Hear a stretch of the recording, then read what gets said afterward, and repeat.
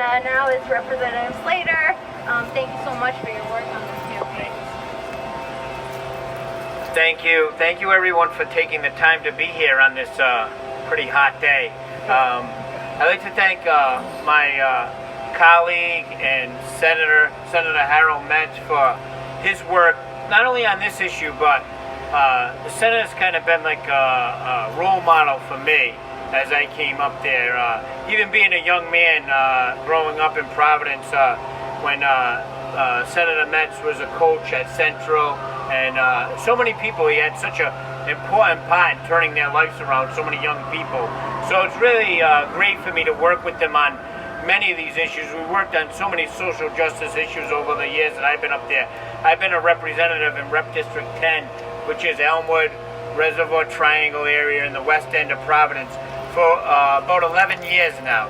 And every important initiative that I've worked on up there, Senator Metz has been a close ally and partner, and someone that helps me navigate through the legislative process. So thank you, Senator, and thank you for your service to the state of Rhode Island for so many years. Yeah, we thank you, Rep. Thank you, and thank you to Anusha, Deer, all the community partners that we've had in this effort.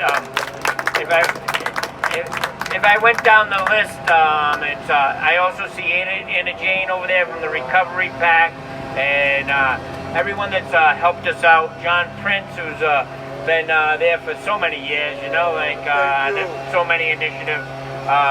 Mark and Debbie for telling their story. Miko for testifying up at the State House and telling his story.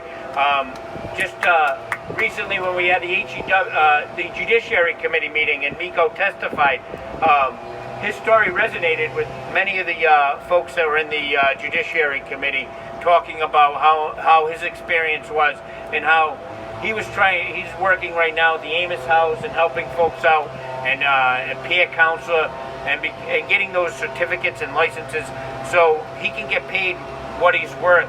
And I appreciate it because, as Mark was talking earlier and telling about his story, there's no one better in the recovery community to talk to than someone that's been through the experience, someone that's walked the walk, and they can tell you where they made mistakes in their life and they can help folks out. So this will give them that opportunity. And it's really so important to me because starting 11 years ago, maybe, or 10 years ago, I remember when I started campaigning and I was knocking doors in the west end of Providence, in the Cranston Street area. I knocked so many doors, and when I knocked, people would say, "Thank you for giving us our right to vote back." Yes. I really appreciate that. But then they followed up and they said, "It's great for us to vote, but now we've served our time, we've served our debt, we can't find employment. We send job applications in and we never get calls back. The expungement laws have changed, so our record is used as like a scarlet letter against us." And I remember talking at the time and talking to someone, and one of the quotes that I had used when I was running the Ban the Box campaign and pushing that was, "I never seen a judge sentence anyone to a lifetime of unemployment." So these barriers that we put in place, whether they be moral turpitude clauses on licensing, they affect people's life when they paid their debt to society and they want to provide for their family. They just can't do that because these things stand in their way, and the important licenses that they should be able to have to give back to our society. This bill right here will help them have the process in place that they can get those licenses and they can obtain them. So I can't really think of a more important piece of legislation that we're passing this year, especially with everything going on in society and the changes. And as Senator Metz mentioned earlier, I'm really proud too the way we change things and the way we deal with addiction and recovery.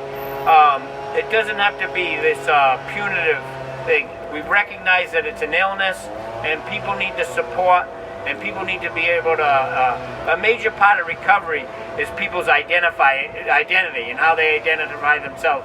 And a lot of ways people identify them is through their employment and through their work and through their job. This will help people do that. And back 10 years ago, I came into Deer after I knocked on everyone's doors, and they said, "Give me a right. I need employment. I need to work." And I met with Bruce Riley, who was here. Yes, And Bruce was sitting in there, and I said, "Bruce, can I talk to you? Do you know of any initiatives? Do you know how I can help my constituents out and help them get back to work?" And he said, "There's this interesting initiative going on throughout many municipalities and states, and it's called Ban the Box." And I worked with Senator Metz on the Ban the Box legislation, and we got that passed. Yes, we did. Which is great. But we still need to continue to work, and we need to work on our expungement laws, and this licensing thing is a big impediment to folks, and this will help out. So I appreciate all the partners that we had.